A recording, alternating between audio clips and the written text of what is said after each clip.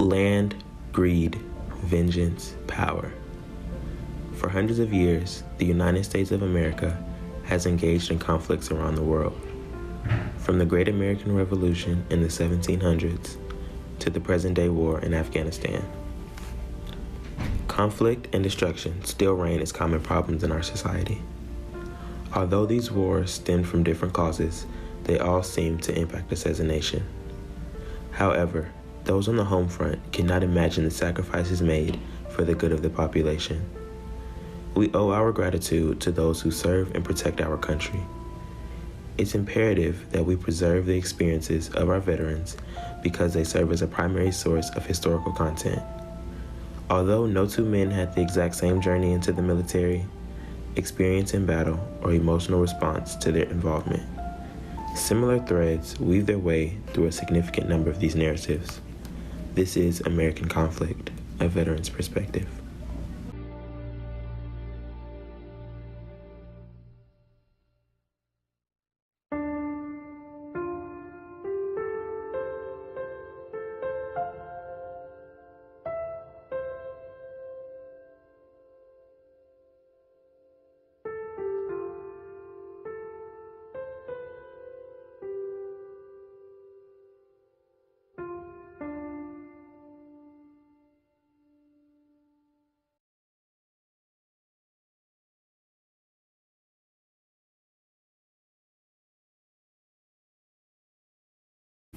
Were you drafted or did you enlist yourself? Good question.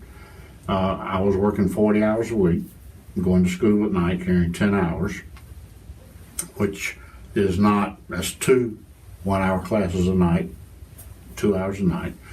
And I got drafted, and because I wasn't going full-time, 12 hours was full-time.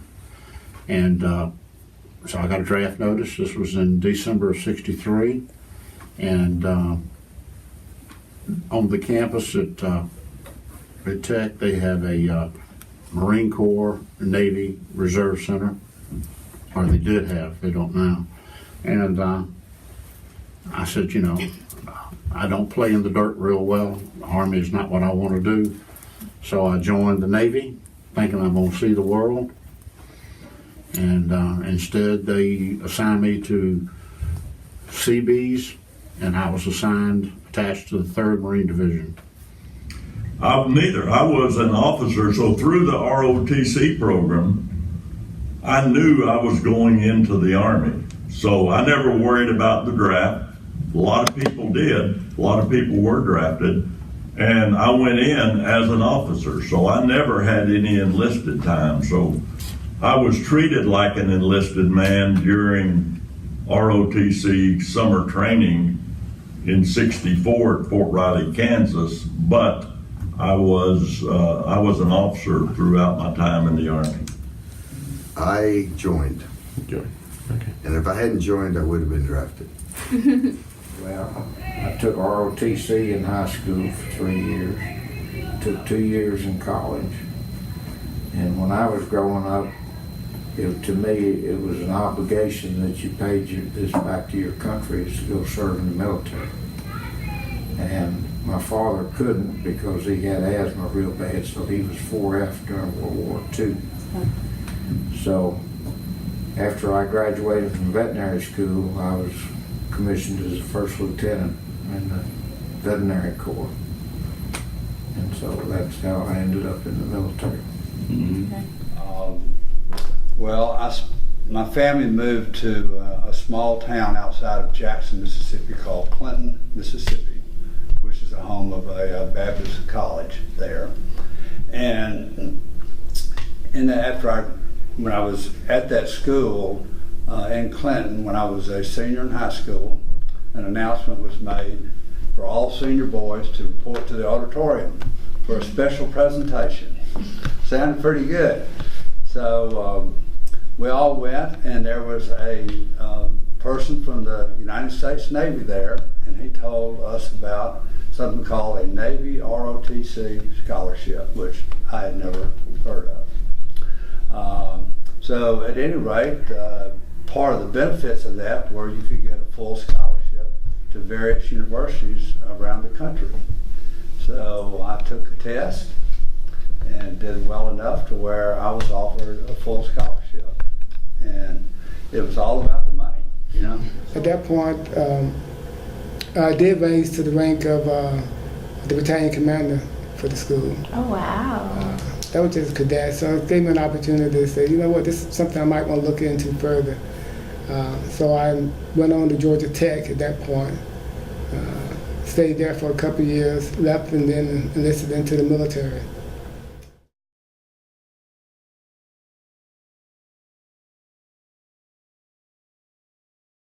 How did you feel? Like, how was the experience being in the military? Oh, I thought it was really good. There were some nasty, tough days, but by and large, it was a wonderful place. I enjoyed the work for the most part. I was a chaplain. Mm-hmm. That is, after I received a commission and went on active duty, I was a chaplain. So I had a choice of whether or not to go because I was a minister. They didn't draft ministers. So being a Methodist minister, I thought I'd work out well as a chaplain because I liked the Army Reserve, the enlisted time I had there. Mm-hmm. And it was a wonderful place to have a family. Well, I mean, the experience of training is, you can't be beat it. And I guarantee you, when you get out, you can get a job if you want to get out. Mm-hmm. A lot of people don't want to get out.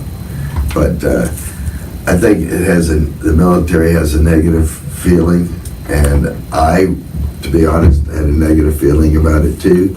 Then once I went in, I thought it was, it's not always fun. It's a lot of hard work, a lot of long, hard hours, and you're away from your family. But to me, and I wasn't deployed for a year at a time. I was maybe gone for maybe 3 or 4 weeks, and then back. And the first part, most of it, I was single. So it didn't matter to me. But for families, it's extremely hard, but it's still very rewarding. But that's an individual decision, and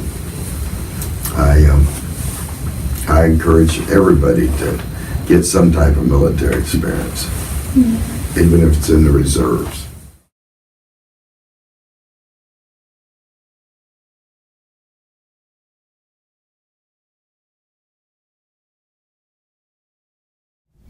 Well, you know, I think a lot of people have a misconception about soldiers and war. There is not, I don't know a single soldier who wants to die for their country. Will they die for their country? Yes. Will they get out there and fight and do everything they can because the country has asked them to do it? Yes. They do not want to give up their life. You know, they do not want war. We fight because we have to. If there's another means, yes. Yeah, a soldier will fight, and will fight, and you know, if it comes to his life, you know, that's something he'll face at that time, because our country has asked us to do it.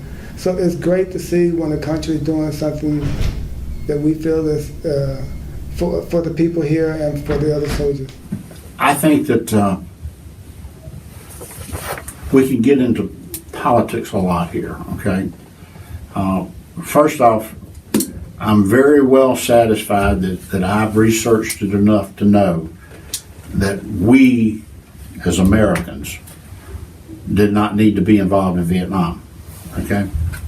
That was a mistake. That was a political mistake. I'm satisfied with that.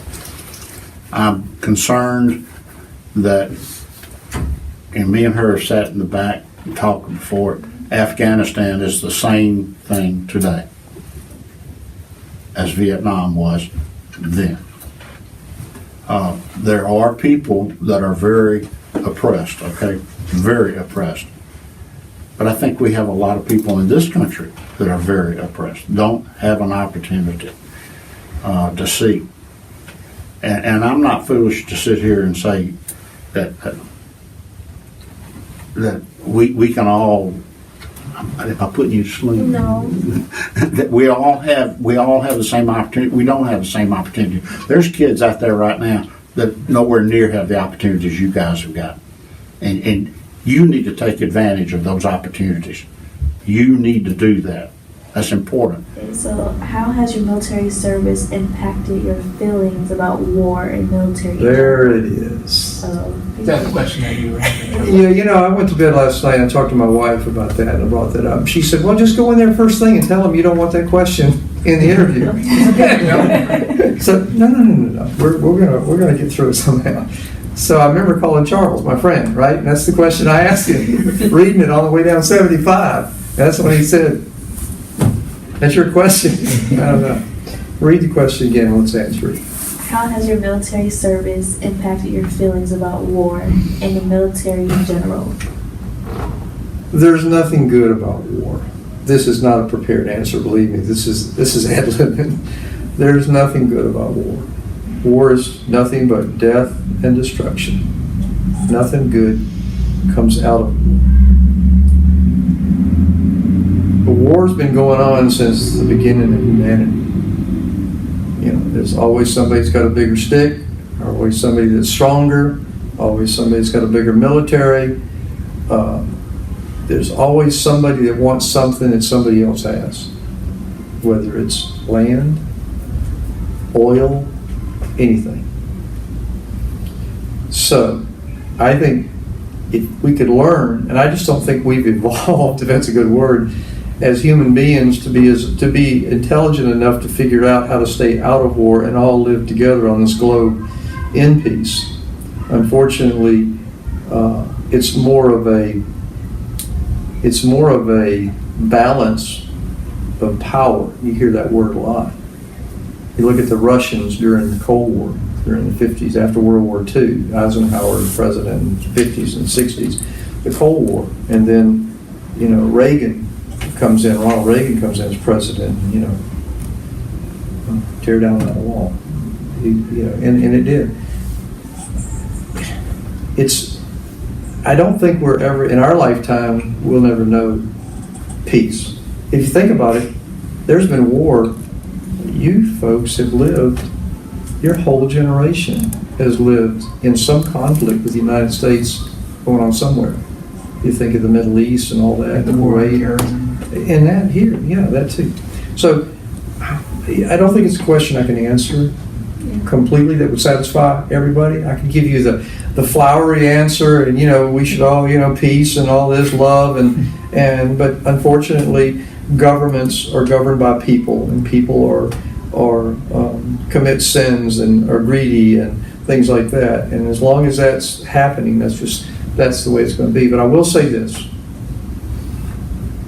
your government, my government, their primary job is to keep the country safe against terrorism, things like that now, which is on the forefront of everything we think about, is to keep our country safe.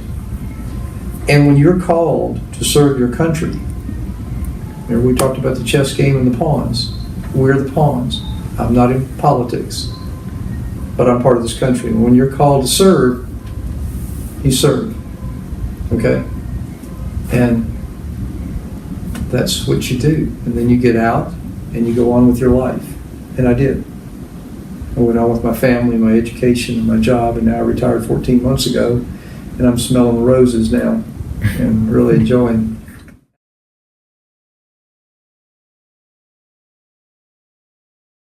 What are some life lessons you learned while you were in the service?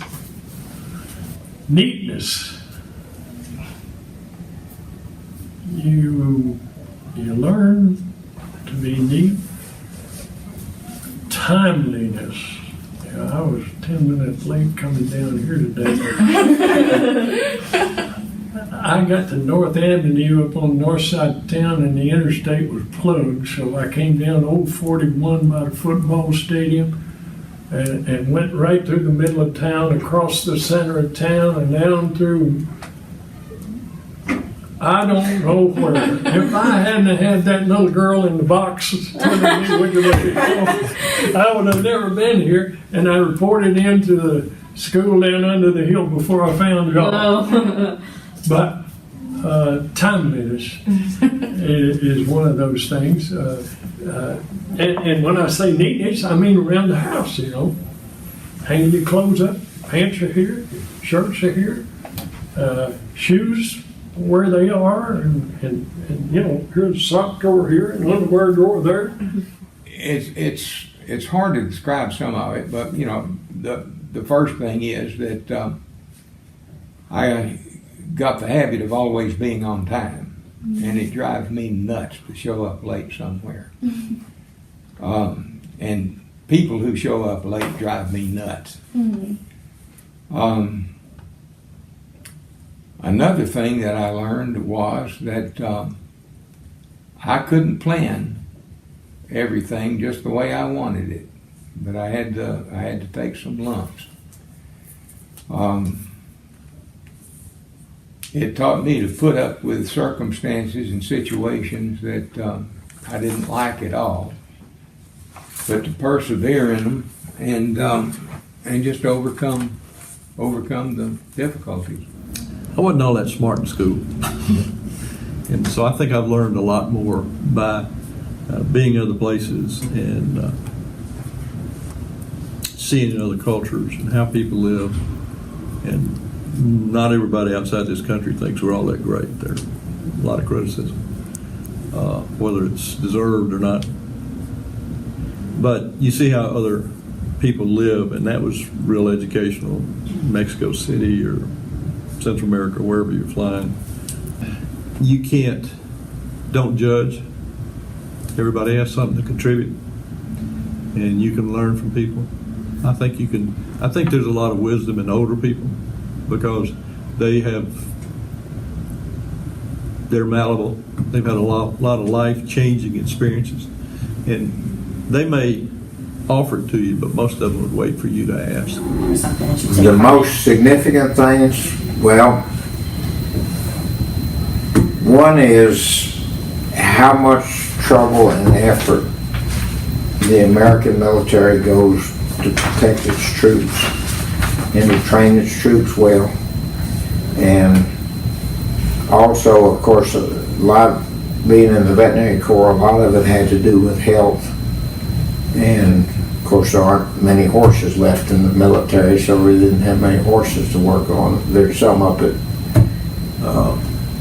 that fort outside of Washington. You know, they use the horses for the burials in Arlington.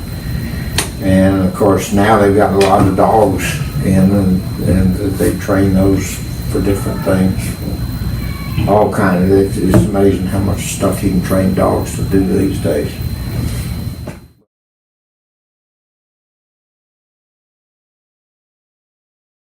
If you could give like some advice to anyone that would like want to go into like the military, what would you tell them? Well, I would say it's a very rewarding experience. It's very demanding. It's a very big adjustment because you get to meet people from all over the country with different thoughts and different ideas, and so you learn from their experiences. You appreciate what the military has to do to defend this country, and you get an appreciation for the evil that's out of the world. And you learn from about other parts of the world, or depending upon where you get stationed, you know, other parts of this country. And so I think it's a wonderful experience, and I think I would highly encourage people to do it because it teaches you leadership, it teaches you how to get along with people, it makes you more adaptable to understanding other cultures, and you're defending the country. Well, again, I think mostly I've covered that is decide what you want to do and get the necessary training and work at it. And where you go from there depends upon your ability and how hard you want to make that. It's the same thing that I preach to both of my kids. You need to enjoy every minute of every day. Get out there and enjoy, and be safe whatever you do. Just every day you should look back and say, you know what, that was a good day for me. that was a good day. I've been blessed. I would say that if you're interested in the military, it will be a great foundation to do anything you want to do, because you have to learn skills to manage people, to work with them, and to show leadership. If you're going to a civilian profession, I would say look at the company that you want to work for. Decide whether you're going to be in finance or whatever. Study that company and get a good grasp of the company. And if it's a good company, then you go in for an interview and you take any job that's offered, because what you do from the time you enter that door depends upon you. And if you want to move to be the president, then here's steps to go through to do that. But it takes effort on your part. And if you have the will and the desire, you can do it. Well, it would be for people who would never listen to me. The message I would have for the national leaders is don't start a war unless you intend to win it.